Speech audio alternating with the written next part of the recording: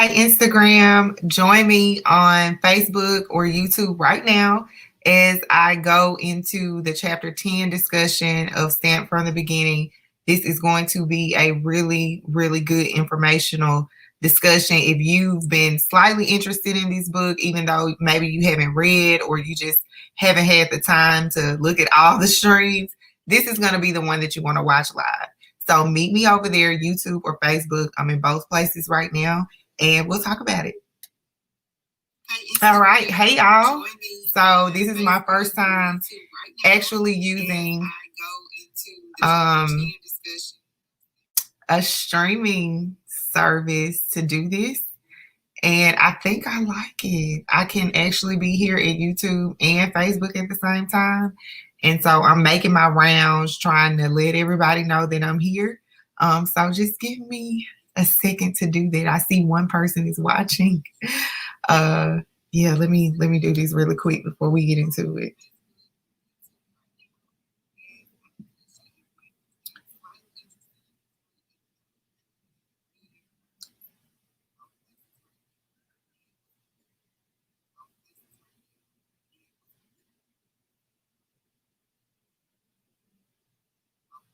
Okay, so I have Instagram taken care of. Let's see, Facebook. Okay, so I see that I'm live on Facebook. And what about YouTube? Let's see. Yes! I'm live everywhere. How exciting is this? Okay, so I have notes. I'm going to try to stay on task. It's 12:54. I would like to be done in an hour. But I can be long-winded at times. And especially since I'm in this whole little system right here, I could really talk. But for those of you who are new to these broadcasts, hi, Lois, hi. For the past month or two, I have been discussing this book right here, Stamped from the Beginning by Dr. Ibram X. Kendi. I was inspired to read this book after the murder of George Floyd. I found myself very, I don't know, I was in a very weird place emotionally where I had never been before. So I decided to start educating myself on America, American government as it relates to Black people, and just, see what happens from there.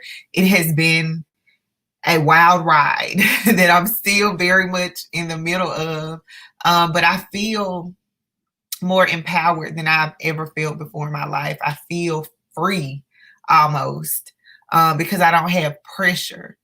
I don't have this pressure because I realize everything's made up. So hopefully by the time this video is done, you would have been encouraged or inspired to look into some things yourself. And particularly, as you can see from the title of this video, I'm going to be talking about something that is not very, very commonly talked about in mainstream media spaces, on social media. People just don't tend to have this conversation because we have to really look at ourselves and see where we have played into this, and that's not comfortable for most people. So welcome. We're going to get into all that. I'm going to now start following my notes if you see me looking down. And make sure you like this video, share it, leave me a comment, just interact with me here because it makes me feel like I'm not talking to myself. But also it encourages other people to watch as well. And it just increases the exposure, and you don't have to worry about me being vulgar or anything like that. It's not a not safe for work video. This is very safe for work, maybe depending on who you work for.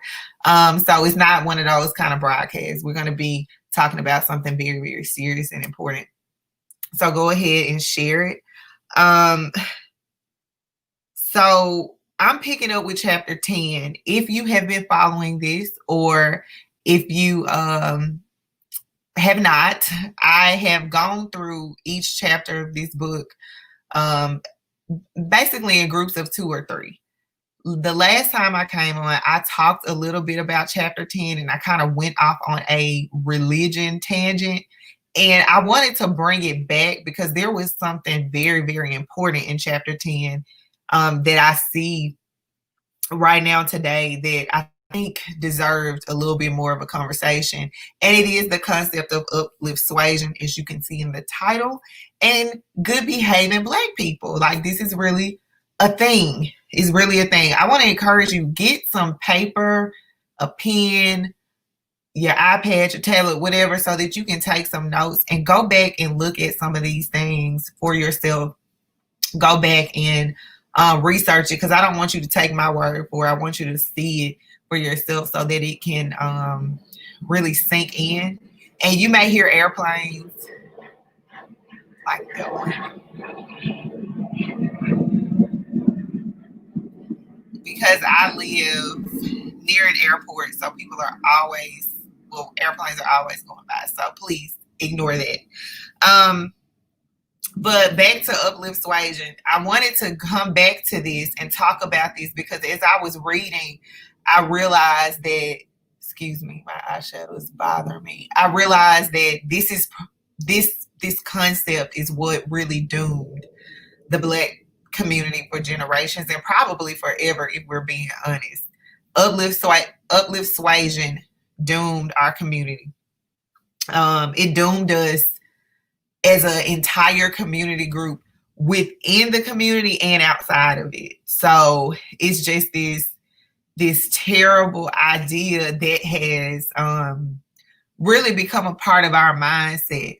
We've been engineered this way, and society has also engineered to continue to enforce it. So I feel like unless we do something now, do a huge overhaul, a huge effort to address mental health in the Black community, we're doomed. And it is what it is. That's I know being hopeful is one thing, but you also have to operate in the reality. And this thing goes so deep that that is, I think we might be done for. So if you have the book, it's gonna start on page where I'm gonna be picking up. This is not where the chapter starts, but picking up is on page 124 with uplift suasion. Uplift suasion is the issue or the concept, the idea that's responsible for every single thing that is wrong in the Black community today. Or everything that the Black community has faced post-slavery, which is our entire, modern day existence is post-slavery. So it has impacted us even now. So the premise of uplift suasion, because you're like, what is it? The premise of it is that a Black man, by behaving a certain way, could persuade a racist person to not be racist anymore. That was the main concept of it. That, hey, Black person, you fresh out of slavery, okay? And it's a lot of white folks that's mad about it. It's a lot of white folks that's not feeling it. So you have to get it together. You have to go to church every Sunday. You have to stay on the straight and narrow. You have to get your education. You have to do all of that because they are mad about you not being slaves anymore. So you got to prove to them that you are equal. You got to prove to them that you're human, and you can only do it if you act right. So that's the concept of uplift suasion, that Black people who have quote unquote good behavior, which is really, behave, if Black people who behave in a way that white people are okay with, which is based on their own standard of measurement, if you do that as a Black person, you're going to be seen as equal. And so that was how the world began to operate after Black people were freed from enslavement. And you'll notice that we're still here. And you'll also notice that is why everything in American culture is built around whiteness. Everything, every single thing. You can't take America out of white supremacy, because America is white supremacy. You can't take racism out of America because it's what America is. Racism is embedded in every single aspect of American culture. And that's actually what drove me away from a lot of people and a lot of things that I was participating in prior to diving into this. That realization and the anger and the pain that comes with knowing that's what drove me away. It drove me away from Christianity as I know it. It drove me away from that because it's based on a white standard. It drove me away from the church that I was attending. And I haven't really gone there, but I have to be honest and transparent because it was built on this idea of whiteness being the standard. And so now that I'm aware that this is how it really works, like this is not something that Black people have been imagining. It's not something that's made up. This is really honestly and truly how it works. Then I had to change some things in my own life and look at things for what they were and decide if I am to change something, I can't be in it. I can't tear down the walls of racism if I'm participating in racist activities. I just can't. I can't do that. And so that's something I'll talk about in a future stream, but that's something that you have to really be willing or be open to if you're gonna go on this journey of figuring out what all this inequality stuff is about. What is all this Black Lives Matter stuff is about? What is all this about? You have to be willing to go through that. It's not gonna be I'm gonna put it like this. You're not gonna learn this information and be the same person after. You just won't. And so going back, because I digress, going back to uplift suasion and just a couple things that I want to talk about it before we really get into it. Ultimately, with this concept, with this idea of uplift suasion, Black people had the burden of picking up themselves, even though they weren't responsible for their condition.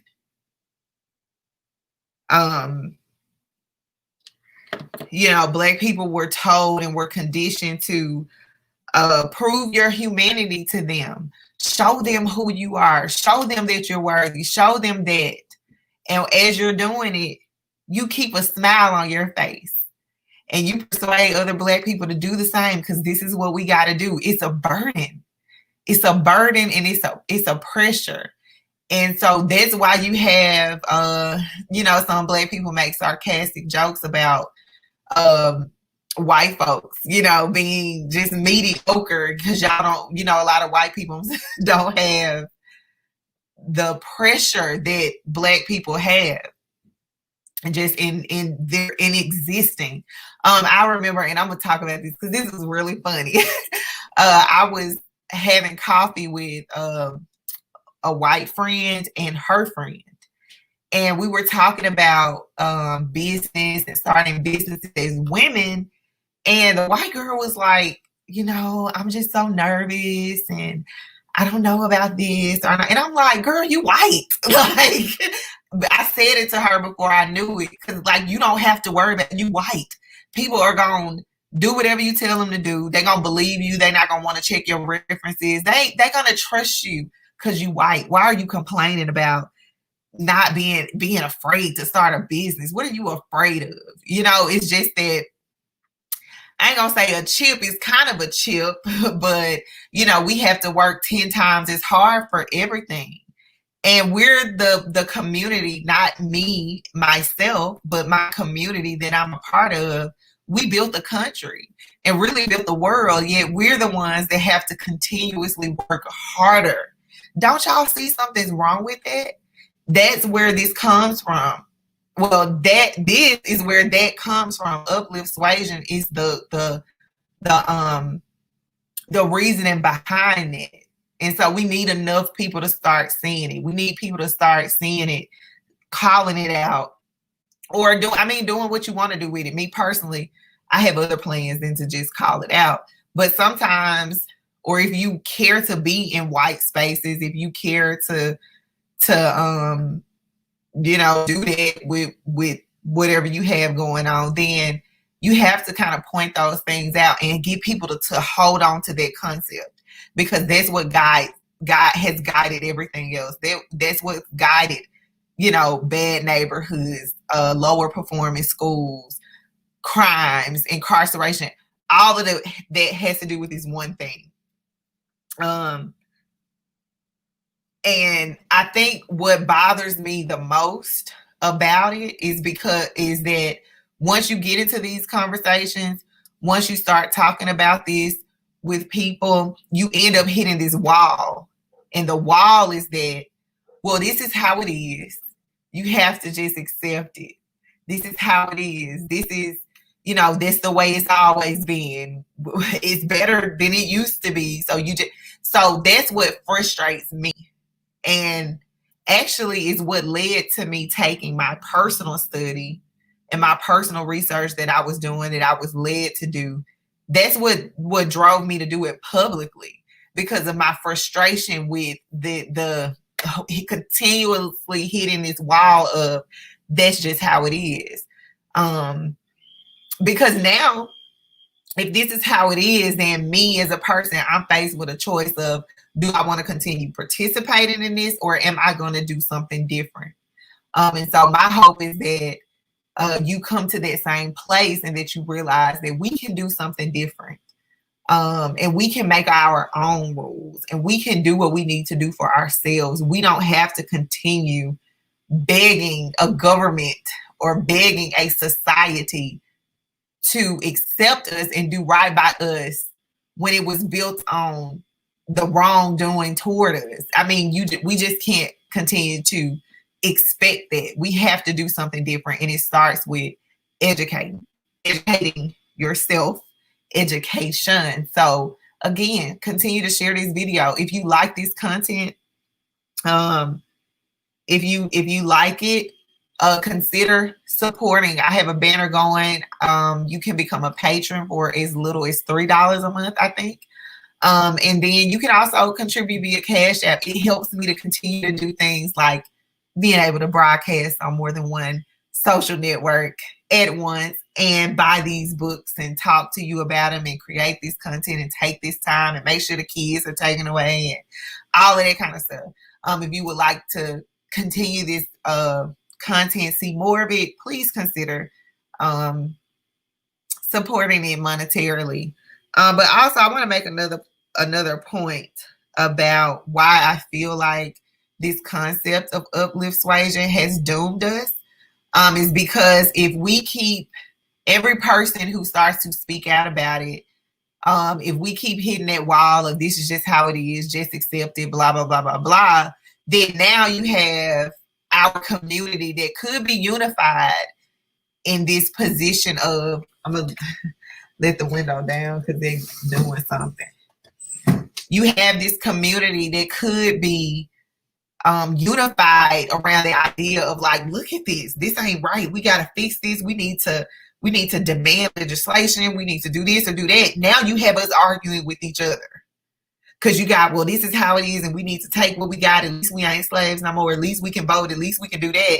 And then you have this other group saying, hey, but that's not good enough because this was done to us. Like, can you not understand that none of this was supposed to be your responsibility alone? It wasn't just supposed to be on you. It shouldn't be on you. It's unfair to be on you. Look at this wrongdoing. Look at this. You have that group of people who are like waving the flag and the other group telling them just to accept it. So now we'll never be able to see eye to eye unless some radical miracle happens.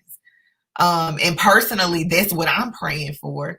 That's what I would like to see happen. But we have to look at history. This is why you have the self-hatred in our community. You have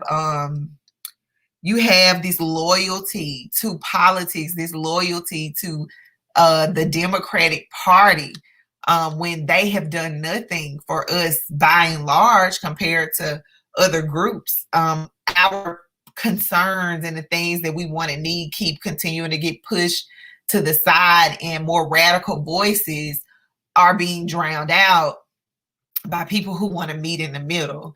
And I'm not going to go too far in there because there's a lot to unpack with it. And it does not take away from other groups who need their issue addressed. But yeah, I'm not going to go there. But it also creates this type of Black person who has this devotion to this idea of behaving the right way. And so that's why you have people who knock down the church every Sunday, but go home to the same mediocre or impoverished lives, and they just get stuck in this cycle, and they never question, well, is this something else that I could or should be doing? That's where you get all of that. This was done on purpose. This is by design. So I'm gonna pause right there to talk about our next book before I get too far ahead. And the next book that we'll be reading and discussing is The Color of Compromise by Jemar Tisby. This book talks about the church's complicity in racism.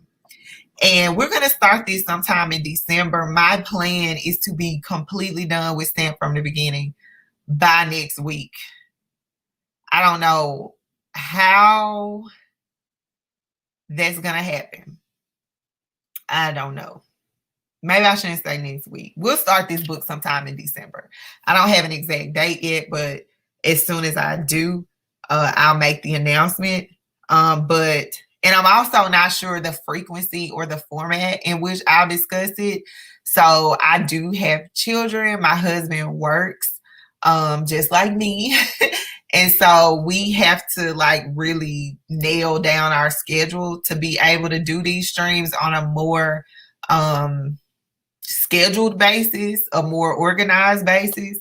And so I just haven't figured that out yet. But as soon as I do, as well as when we'll actually start, I'll make an announcement. And I want to incorporate some new things with these books, such as like virtual events or forums, panel discussions, things like that, to really take these conversations up a notch and to get them outside of my space and my screen, to actually have other people talking about some of these things. The reason why I chose this book was because, as I alluded to, I started having some tension spiritually. I had a very weird tension with God as I started to learn about these things. And I was telling my sister just today, I'm more educated than the average person. And I still didn't know half of what I've read. And it has really, really changed me in a way that I just can't go back to how I was living before. And I really want to get these conversations going on a larger scale, particularly about religion and about the ways that racism, white supremacy has, I can't say infiltrated the church because it was the church, but the way we have blindly followed religion in a certain way, and how it has not helped us collectively. And the collective part is the part that really matters for the bigger picture. So we'll get into that with this book. Go ahead and pick it up. Again, it's The Color of Compromise by Jemar Tisby. And it's going to be good. I do have a pastor that I've already talked about participating in this discussion, because he identifies as a Black nationalist Christian, which is very interesting to me. So we're going to be talking to him and maybe other people, I don't know, but I want you, if you have a desire to get into church and get to the bottom of why you have the icky feelings that you have about church, if you have them, this is going to be probably the answer to that. So that's going to start sometime in December. Again, I'm not sure when yet. I'm not sure how, but it's going to happen in December. So going back to Stand From the Beginning, page 124, where we talk about uplift suasion again, it's the concept that Black people, or it's the idea that racists could be persuaded away from their racism by Black people just behaving in a good way, So how do you see this today? How do we see uplift suasion today? In my opinion, it's all around us. So I live in Mississippi. I was not born in Mississippi, but I consider Mississippi to be my home. I've been here most of my life, and I grew up in a culture of a very religious culture on my mom's end, because my dad is, he's not from Mississippi. His whole entire family is elsewhere. They practice Catholicism, and so we weren't Catholic. But I grew up in a very Baptist religion culture where, I was made to feel like I couldn't make a mistake. I was made to feel like, or I was taught rather, you go to school, you don't have kids outside of marriage, which I did. You get your education, you stay out of trouble, you get a good job, and you just be content with your life.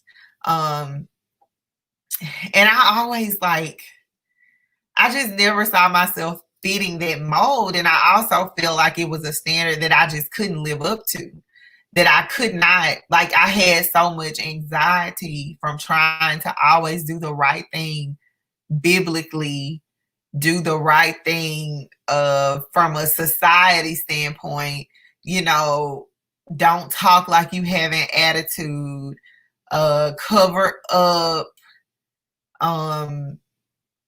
work hard, you got to achieve this, you have to, I grew up very goal oriented, and I'm still that now, but it's a choice now versus back then.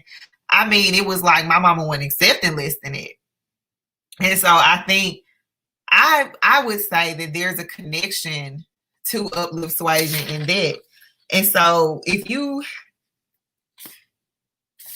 go to okay, I'm going to read an excerpt of the book just for discussion purposes. It's just going to be a paragraph and a half, maybe 2 paragraphs. Okay, so abolitionists urged free Blacks to attend church regularly, acquire English literacy, learn math, adopt trades, avoid vice, legally marry and maintain marriages, evade lawsuits, avoid expensive delights, abstain from noisy and disorderly conduct, always act in a civil and respectable manner, and develop habits of industry, sobriety, and frugality. If Black people behaved admirably, abolitionists reasoned, they would be undermining justifications for slavery and proving that notions of their inferiority were wrong. This strategy of what can be termed uplift suasion was based on the idea that white people could be persuaded away from their racist ideas if they saw Black people improving their behavior, uplifting themselves from their low station in America's society. The burden of race relations was placed squarely on the shoulders of Black Americans. So I feel like we all have experienced it, and it is an unreasonable and unrealistic standard. It's like we have been set up to fail. That's how I feel when I think about the terms and the implications of that we've been set up to fail, and we have this inherent burden. Like, as a Black person, you are born with a burden. They're generational burdens. You talk about a pressure to stay out of jail, always go to church.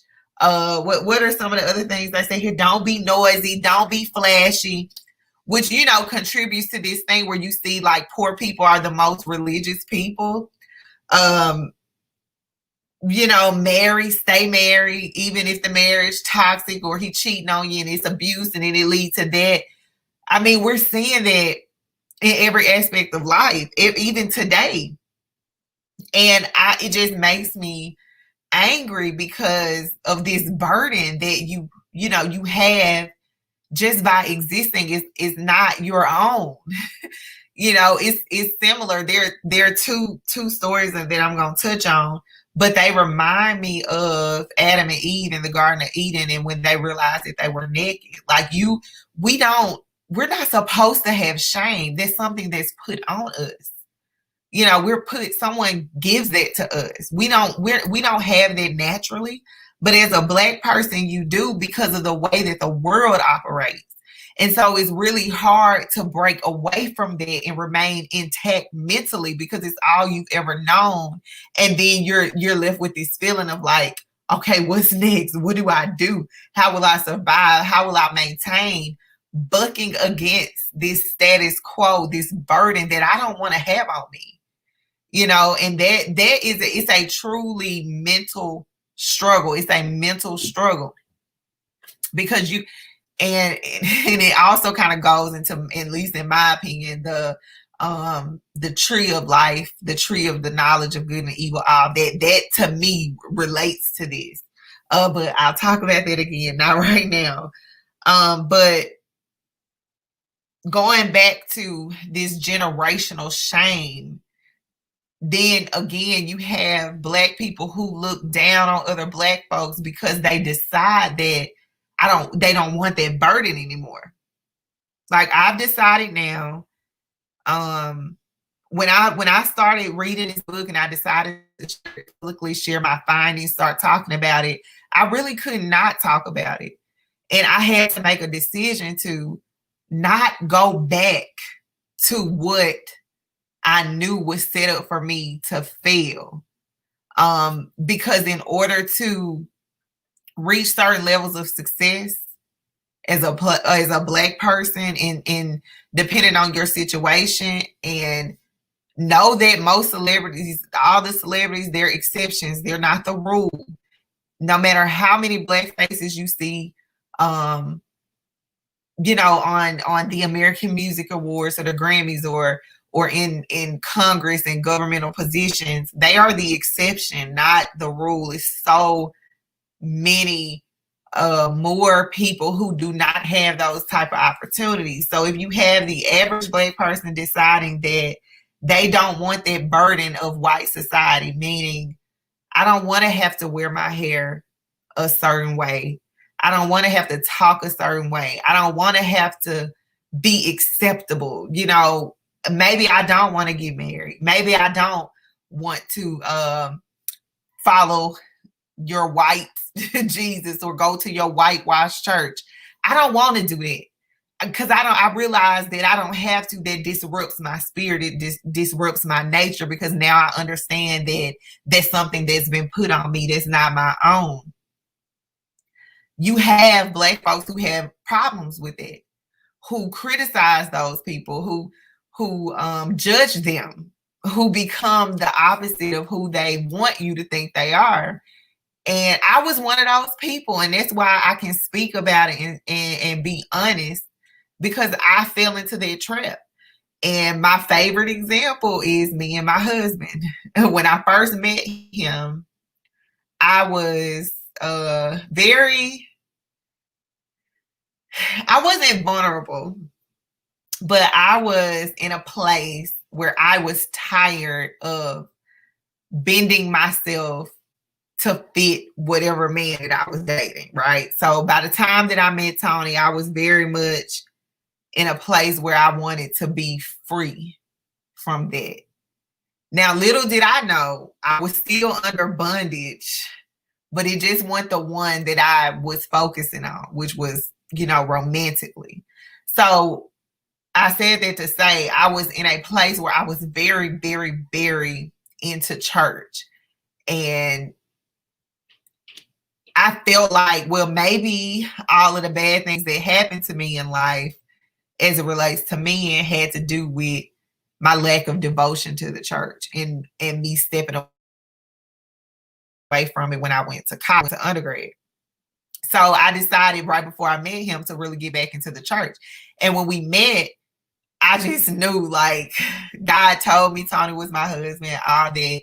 We bonded and we hit a crossroads. He may not even know how much of one it was, but for me, I started wondering if he believed in God.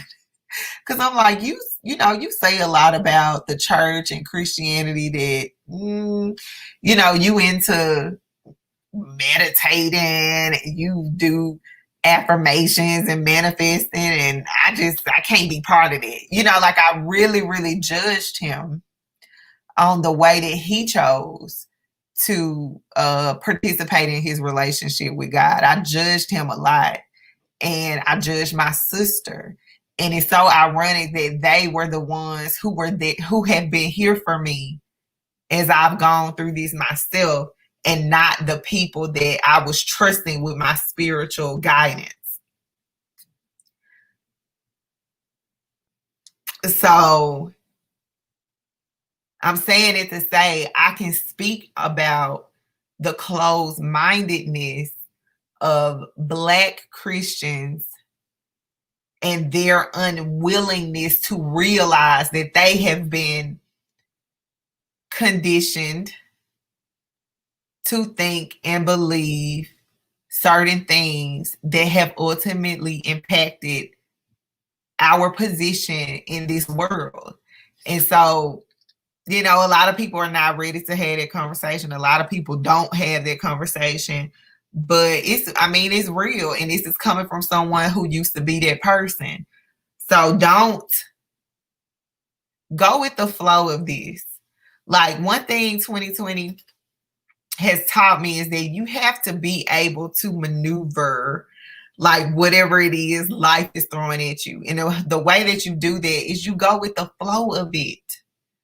When I was going through my spiritual issues and not, like, knowing what, like, do I really want to believe this? Do I really want to be telling people I'm this? Instead of fighting it, I was going with the flow of it. I was afraid. I was scared. There are some days where I still am, because it's the opposite of everything I've ever known, but I'm going with the flow of it. And that's what makes change easier to go through. And that has been the theme of 2020. Like, we just have to go with the flow of things, go where God is trying to take us in that area, and just trust that it's going to be what it's supposed to be, because we don't have control anyway. So we can't hold on to these mentalities just because that's what we've always done. Like, that, it cannot be your reason. You have to go with the flow of what's happening in the world, what's happening right in front of your eyes, because otherwise you like a zombie around here. And you're, like, selectively choosing, like, the world is on fire, but I'm gonna just look right here, and it's gonna be okay because I'm just looking right here. It's crazy. It's crazy to do that. So I'm just thankful, and I knew God was putting us together, and I thought it was just for the sake of companionship, but it was so much bigger than that. But this concept, this behaving good, being an acceptable Black person, being on your best behavior, it immediately was drilled into Black people's heads as soon as they were free. It's like, these are the doors of leaving the doors of slavery, opening to freedom, and now we're telling you what to do. So there was not a gap, there was not a time lapse. This idea was being put into our heads, our being Black folks' heads, from day one. And as a result, like we have been conditioned and engineered to solve the problem with racism with a racist solution. That is like the biggest con game, right? And you have to, again, if you don't hold on to the concept of persuasion, you can miss it. You can miss it. And again, this is something that just became crystal clear for me as I've been going through this, as these things have been happening. I've been very open about that spiritually. And the reason why I keep making these disclaimers is because I know some people may stumble on this video who either met me at church or who are aware of the things that I would say at church. So I have to be transparent about the fact that this is something I'm open with because I put myself out there in that way. And I need you to know that I'm not being about this in certain spaces and not in others. Like, this is very real and serious to me. And it's important that we talk about it because so many people aren't.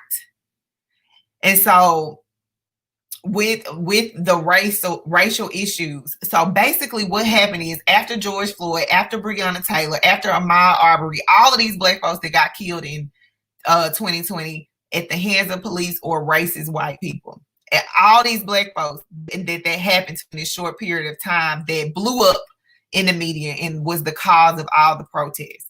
And was the cause of companies, slapping up these Black Lives Matter things and slapping up this and slapping up that, and why we have not heard about it since. All of this went on this year. I know it seems like a long year, but all of that happened this year. And so what did we say would happen? By the end of the year, nobody would be talking about it anymore. And that's kind of what has been going on. And so the turning point for me was that I was trying to hold on to the church. When I say church, I mean a physical place. Trying to hold on to that, trying to, despite my spirit being disrupted, despite everything that I was feeling, I was still trying to hold on to that.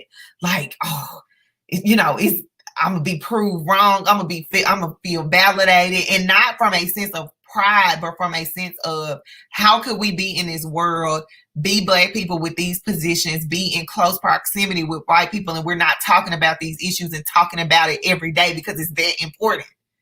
Why are we putting it on a back burner? And so the church started a group, a race group, via Zoom, of course, because we're still living in a pandemic. And I was like, okay, this is the start. I'm gonna try it. And I started noticing, okay, well, we're still talking about this under the concept of giving people an option. And it's like that one of the main things of the group was that there was this third option, that you don't have to do one thing or the other. You can do what Jesus said to do. And that's all good and fine, but that misses some very, very, very important things, and it's still very dismissive of what is actually going on. And so I'm like trying to have hope. I can't expect people to get it right the first time they try to do something. But I'm looking at, okay, it's still not dealing with the issue at hand. It's still not trying to figure out solutions. We're just talking about what we should do and what we should do and what God calls us to do, but we're not actually doing anything. And we're not having additional conversations outside of this private group.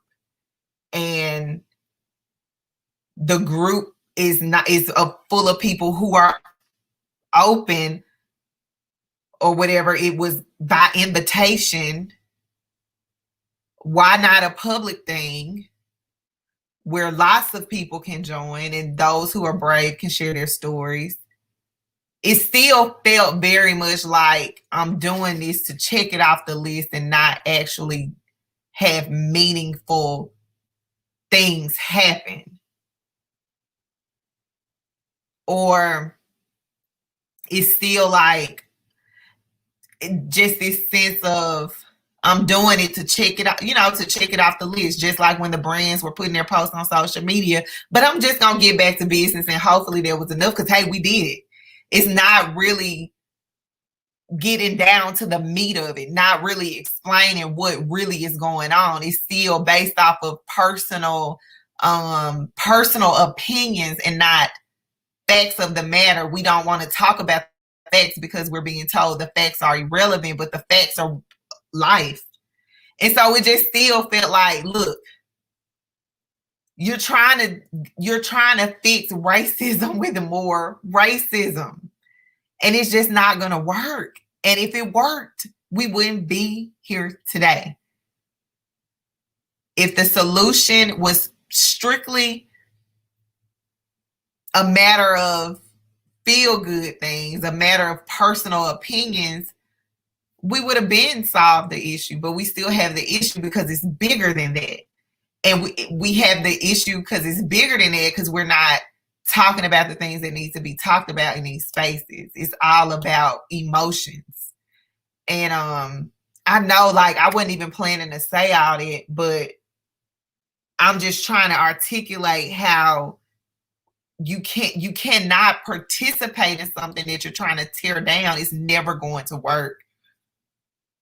So on page 125, it brought up how people were like thinking that this was working, right? Like, I know upliftsuasion is kind of racist. It's racist, but it's working. Like, white people are, they're more accepting of Black people, right? Look at what's going on. But what was happening is that sometimes you have somebody who was racist, but they would have a Black friend, or they see that extraordinary Black, or that Black person that was defying a stereotype. So it's not that what they really believed changed. It's not that systems were changed. We just started to look at people on an individual basis, and that was how they made that's how they justified things. Like, I don't know a good example of it. If you can think of one, put it in the chat, or leave a comment. But yeah, it's almost like the I have black friends people. That's what it's like. People who like, I'm not racist because I have Black friends. That's actually what it became. So other significant things to note in this chapter, because I'm going to wrap it up and touch on the one thing that I wanted to touch on from chapter 11, is that Black voices were often silenced. On page 131, it goes into how the Haitian Revolution and the slave rebellions that were happening around the country, they were kept from Black folks. Like, they tried to purposely bury that news because they didn't want to inspire more, because it would disrupt society. And it's the same thing that happens now. You have voices in the media, Black people who are not considered mainstream media, but they really care and know their stuff. They have the facts about what's going on with the Black community, and they're fighting against it, but they're not accepted by mainstream society because they want to keep things in order. This is all about economics and all about order. You see that today, how people get outcast who question the norm. Especially with the election. I saw a lot of crazy things going on during the election, and it was like I lost a lot of respect for people because of some of the things that I was seeing. And it's this situation where you're shaming a person who decides to withhold their vote for president. They decide to withhold their vote and write in themselves or write in whoever. You criticize that person and praise the person who is telling you to vote despite there being anything offered to you tangibly. That makes no sense. Yet that's what we see, because it's all about keeping the order. And you have Black people in these positions because of upliftsuasion, because of social engineering, because of all of that. You have Black people doing it to other folks. And so then it begins to be a us against them kind of thing. And we never see that unity that it would take to actually see these things through. All of that is by design. Also, when people who, and I'm guilty of this, people who now like today I criticize the church and criticize the concept of religion and Christianity. I'm critical of it now, when I was the person who, like, oh, I did not talk to you if you was on that. I would be embarrassed to let folks know that I knew you. You know, but then a mind shift happened with me. And so now I'm seeing that I was that way because I was conditioned to be that way, to keep order.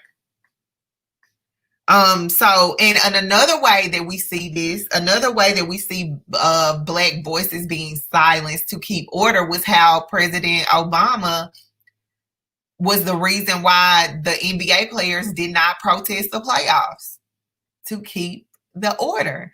And it made me sad to find out that Obama was behind that, because I'm like, there's no other way to look at it than to keep the order. And you're telling me to do that? What's wrong with you? You Black like me, or you supposed to be. So you should care about the things that I care about, because they both affect us negatively. So just be on the lookout for that kind of stuff. And another thing to note from this chapter is that racism is embedded in every aspect of life, including health, which is life. You have on page 133, John Augustine Smith, who was a New York physician. He was also the editor of the Medical and Physiological Journal. He was the 10th president of the College of William and Mary, and he was the president of the New York College of Physicians and Surgeons. And he believed that anatomically, I don't know, the anatomical structure of European was superior to other races. He believed that. And he was the president of the New York College of Physicians and Surgeons.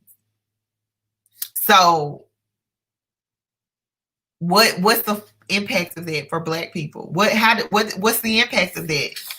We see it now. COVID-19 disparities and other health-related disparities. Black maternal death rates. We see it. This is made up. Everything can be pointed to a root. So I encourage you to find the root of things. So moving on to chapter 11, I have about 6 minutes left, and I just want to say this really quickly. Chapter 11 opens up with deliberate slave breeding. So what happened was that, okay, slavery was all about economics. It was all about money. It was all about making America wealthy and independent of Britain. And what happened, and you have to know, America did not become the greatest country in the world by doing good things. You have to know that America became what it is because of slavery. That's why we have the luxuries and the liberties that we have now. Yet Black people are at the bottom. We paid the price. The Black community paid the price. And that is why it's important that we ask for things, that we take up. We take back ownership and control of our community and our minds. The civil rights leaders before us laid the blueprint. It's our job to fine tune it, because they were doing the best that they could do with the knowledge that they had. And now it's up to us to kick it up a notch or turn it in a different direction that where we'll be able to see results. But anyway, Black people paid the price. And I just wanted to touch on slave breeding because it's a very controversial thing. It's not, a lot of people say, well, there's no evidence that this happened. And it like takes me out, because like, how can slave breeding be controversial when there was slavery itself? Like, it's nothing that could be more controversial than slavery itself. So why were you even talking about it like it maybe not happened? Like, you can't believe a slave owner. Like, well, we don't have evidence of slave breeding because slave owners denied it. Okay, they own people. Like, how could you believe them?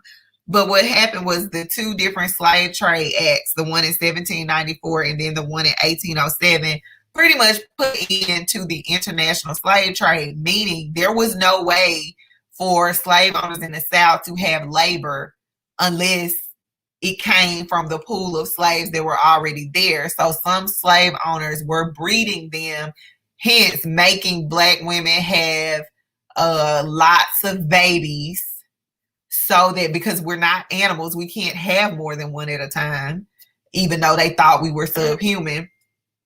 They were breeding them in order to get labor, basically usher in slaves from childhood until adulthood and continue to do it again. So think about the impact of that mentally. And remember, Black people didn't get mental health for being slaves. They were thrown out there with advice on how to behave, uplift, suasion. Nobody gave them mental health. Nobody gave them counseling or therapy. So you have a mom who was having children that were taken away from her and put into slavery, delivery after delivery, birth after birth, pregnancy after pregnancy. What do you think that what do you think that does to a mother's mind, to her body? And then let's take it a step further. Look at how now there's this sense of shame when Black women have lots of children. She's looked down upon. Whereas white women, hello, 19 kids and counting, get TV shows. This stuff runs deep. It runs really, really, really deep. And I am excited to get all into it so we can figure out some solutions for our community. If that's what you care about. If that's what you care about, know that we're doing this together. So that's all I have for today's discussion. Now that I have my little streaming setup and everything going, my little infrastructure, these are going to be way more exciting. And I'm going to try to have a schedule, or at the very least post about it in enough hours of time or days for you to be prepared to have the discussion. So thank y'all for watching, however many of you that it was. And you can go back and check the replay. I'll be picking up again next week. This week is a holiday, so I'll be picking up again next week sometime to go into the next couple chapters, because I want to wrap this up as quick as possible, and we have quite a ways to go. So I'll probably do about 3 or 4 chapters at a time and try my best to pull out the best parts of it. But thank y'all again for watching, and I will see you guys in the next discussion.